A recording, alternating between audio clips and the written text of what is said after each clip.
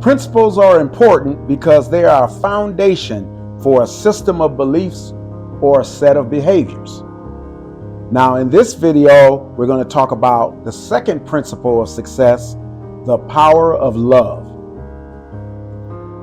Now, the mantra for the power of love is as follows. I will greet this day with love in my heart. Now, this is the greatest secret to success in all ventures that we have throughout our lives, whether they be personal or business.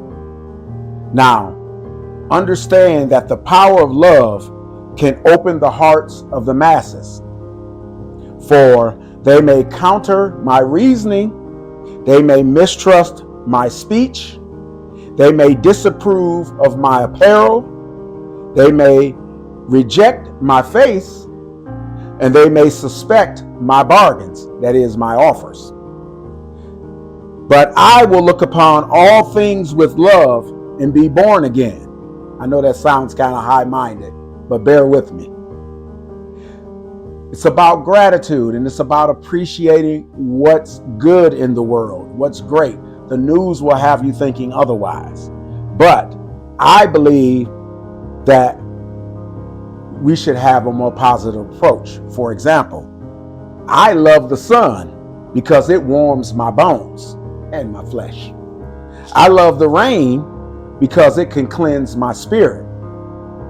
I love the light because it shows me the way. And I love the darkness because at night it shows me the stars. I welcome happiness because it enlarges my heart and my appreciation for my fellow man and woman. I will endure sadness because it opens my soul. I will acknowledge rewards because they are my due, especially when they are my due. And I will welcome obstacles because they are my challenge. Now remember, I will greet this day with love in my heart. Now, with that in mind, how will I speak? In other words, how will I communicate with others? How will I interact with others? I will applaud my enemies because they can become my friends. I will encourage my friends because they can become my brothers and sisters. I will always look for reasons to applaud them. And I will make no excuses to gossip against them. There'll be no criticizing, as I will bite my proverbial tongue. And when I'm moved to praise, I will shout my praise from the rooftop. In other words, congratulate, don't hate. And how will I act? I will love all people, and we will have, because all have admirable qualities that we can admire, that we can appreciate. I will tear down the walls of suspicion and hate to reach people's hearts. I will always seek to build bridges so that love may enter their soul. I will love the ambitious, for they can inspire me. I will love the kings because they are human. In other words, our leaders, our celebrities, those people, they are human beings. I will love the meek because they are divine. I will love the rich because they are yet lonely. And I will love the poor because there are so many. I will love the young for the faith that they hold, their new faith in the world. And I will love the old for the wisdom that they share. I will love the beautiful for their eyes of sadness. And I will love the ugly for their souls of peace. Now, the language that I used there is very flourished. It's very sort of biblical. It's sort of ancient. Essentially, what they're saying is we're not going to treat people of high position as something other than human. They are human beings just like us, and they should be able to relate to us as we relate to them. We'll love the people who are not so famous because they have a divine quality all of their own. Because we all have, God gave all of us a part of Him, but not every part. So we all need each other. We talk about loving the rich because they are yet sometimes lonely. And so that we say, hey, I can relate to you regardless of your economic status. And then of course we can relate to, we will love the poor because there's far more poor people than it ought to be in the world, and that we should express compassion for them and take them out of that situation. We want to love the young because in their naivete and their new enthusiasm, they carry a lot of faith because they have not yet and oftentimes not endured some of the adversities of life yet that will create some challenges of faith. And then, of course, we love the old because they've experienced a lot and they have wisdom, and those that share their wisdom, we are greatly, appreciative of that. And then when we talk about the beautiful and the ugly, we're not talking about in the strictest sense. We're talking about those who may find themselves in a beautiful situation or an ugly situation.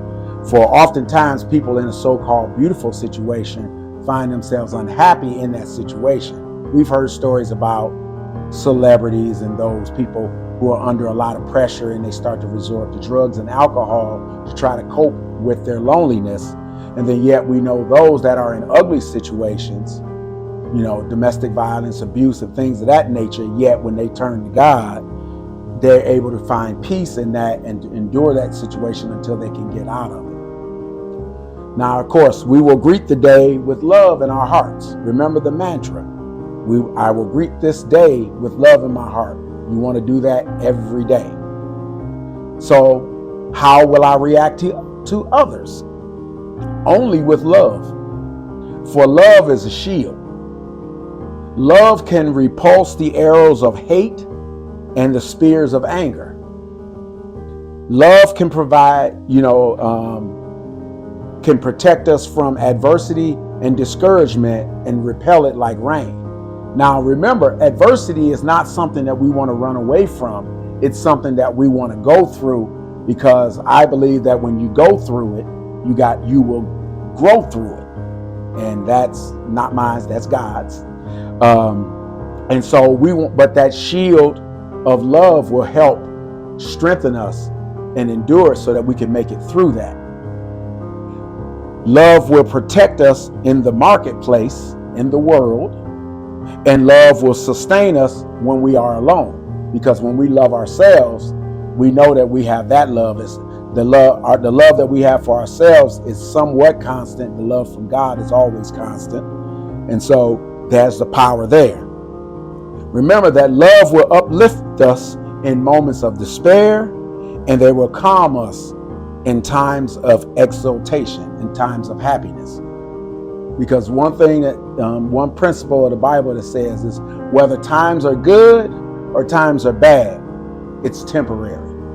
We will have both throughout our lives. And so that love shield will become stronger and more protective with use. So the more that you love yourself, the more you love others, and the more that you love God, your shield will become stronger and allow you to endure the adversities of life. But one day we will be able to cast aside that shield as our names will be raised on high in the pyramid of life. In other words, as we continue to love and serve others, others will remember our names and will praise us for the love and the service that we gave to them. And then that shield will become less and less necessary, except as it works against those who the arrows of hate and spears of anger that I've first mentioned. Meaning, basically, as sometimes when we become more famous and notable, we've seen with many celebrities. Of course, you got to hear the criticisms and all of that. But there's a saying that What people think of us is none of our business. But as long as we work with integrity, and we know that our name will be synonymous with integrity. Now, how will we confront the people that we meet when we think in the power of love? It will be in only one way. It will be because what we want to do is, when you're confronted with a difficult person, what you want to do is say to yourself in silence, and you will address him or her in silence and say, I love you. You're difficult, but I love you. You're unhappy and lashing out, but I love you. Because what will happen is, when you say that internally, those words that you say in your mind will shine in your eyes, and it will project from your being. And it will serve to unwrinkle the frown in your brow. It will bring a smile to your lips, and it will echo in your voice. And so that positivity will reach out to that person oftentimes, and their hearts will be open. They're going to feel your positivity, and some of that negativity of theirs may be dispelled, unless they're a really especially unhappy person. But oftentimes their hearts will be opened, and you would want to believe that, who can say no to the positivity and the happiness that you project when they feel that love? Who can say no to your offer? Who can say no to you when their heart feels that love? Love opens the door. So remember, you continue to greet the day with love in your heart. But most of all, we will love ourselves. Most of all, I love myself. And I will zealously inspect all things which enter my body, nutrition, enter my mind, what I think and hear and listen to and watch or don't watch on TV, enter my soul, what I believe, what my beliefs are, what my thoughts are, and what enters my heart. How do I feel? So, number one, I believe that there begins a certain amount of discipline that we want to try to inject in our lives as we love ourselves. For instance, you can vow that never will I overindulge the requests of my flesh. Now, I'm not going to get all religified. I'm not going to go into a whole discussion of the principles of that, because that's debatable. So you can kind of interpret that how you want and choose your own personal beliefs about the overindulging of whatever overindulgence of the flesh that may be appropriate for you. But you say, but essentially taking care of yourself. And you said, never will I overindulge the requests of my flesh. Rather, I will cherish my body with cleanliness and moderation. That's the key. It's about disciplining yourself for moderation. Then you may say, never will I allow my mind to be attracted to evil and despair. Rather, I will uplift my mind with the knowledge and wisdom of the ages. Then I would say, never will I allow my soul to become complacent and satisfied. Rather, I will feed my soul with meditation and prayer. Now, again, those can take forms that fit with your belief systems, but essentially, we're guarding our body, our mind, and our souls from negativity and feeding with positivity. Next, never will I allow my heart to become small and bitter. Rather, I will share it, and it will grow and warm the earth. Basically saying is, if you've had a bad relationship, you don't want to carry that into a new relationship. You don't want to carry that in. And when I say relationship, I'm not talking about necessarily a romantic relationship. Could be a friend relationship, parental or sibling relationships. Oftentimes, when people grow up with bad relationships at home with siblings and family members, they carry that out into the world when they meet people out in the world. And so you want to be careful not to carry that with you into new relationships. Because remember, I will greet this day with love in my heart. You want to greet each day with love in your heart. Henceforth, for me, henceforth, I will love all mankind. From this moment, all hate is let from my veins. In other words, I'm letting all of that out because I don't have time to hate, only time for love.